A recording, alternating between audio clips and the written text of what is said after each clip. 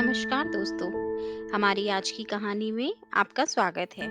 एक स्थान पर 4 ब्राह्मण रहते थे। चारों विद्याभ्यास के लिए कान्यकुब्ज गए। निरंतर 12 वर्षों तक पढ़ने के बाद वे संपूर्ण शास्त्रों के पारंगत विद्वान हो गए, किंतु व्यावहारिक बुद्धि से चारों ही खाली थे। विद्याभ्यास के बाद चारों स्वदेश के लिए चल पड़े। कुछ दूर चलने के बाद रास्ता दो तरफ था। किस मार्ग से जाना है इसका कोई भी निश्चय न कर पाने पर वे वहीं बैठ गए। इसी समय वहां से एक अर्थी निकली। अर्थी के साथ बहुत से महाजन भी थे।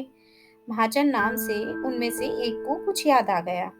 उसने पुस्तक के पन्ने पलटे और देखा तो क्या लिखा था, जिस मार्ग से महाजन जाए वही मार्ग है।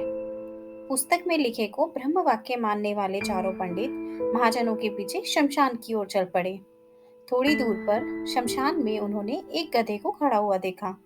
गधे को देखते ही उन्हें शास्त्र की यह बात याद आ गई, राजद्वार और शमशान में जो खड़ा हो वह भाई होता है। फिर क्या था, चारों ने उस शमशान में खड़े हुए गधे को भाई बना लिया। कोई उसके गले से लिपट गया तो कोई उसके पैर धोने लगा। इतने में एक ऊंट उधर से गुजरा। उसे देखकर सब विचार में पड़ गए, ये कौन है। 12 वर्ष तक विद्यालय की चार दीवारी में रहते हुए उन्हें पुस्तक के अतिरिक्त संसार की किसी भी वस्तु का ज्ञान नहीं था।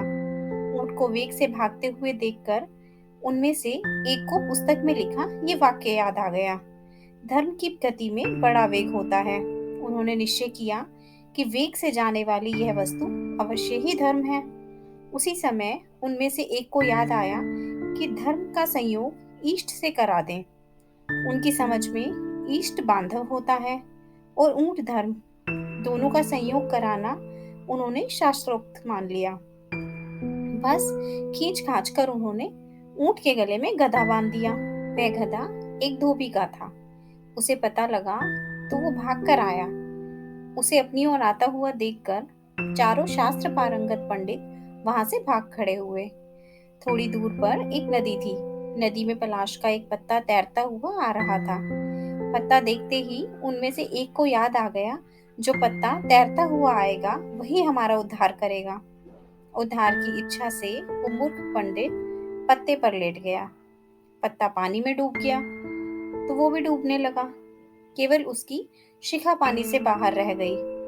इसी तरह बहते बहते जब वो दूसरे मूर्ख पंडित के पास पहुंचा तो उसे एक और शास्त्रोक्त वाक्य याद आ गया कि संपूर्ण का नाश होते हुए देखकर आधे को बचा लें और आधे का त्याग कर दें। ये याद आते ही उसने बहते हुए आदमी का आधा भाग बचाने के लिए उसकी शिखा पकड़कर गर्दन काट दी। उसके हाथ में केवल सिर का हिस्सा आ गया और देह पानी में बह गई। उन चारों में से अब तीन ही रह गए। गांव पहुंचने पर तीनों को अलग अलग घरों में ठहराया गया। वहां उन्हें जब भोजन दिया गया तो एक ने सेवियों को यह कहकर छोड़ दिया कि दीर्घ तंतु वाली वस्तु नष्ट हो जाती है।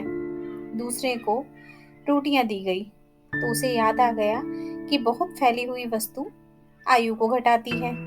तीसरे को छिद्र वाली बाटियां दी गई तो उसे याद आ गया छिद्र वाली वस्तु में बहुत अनर्थ होते हैं।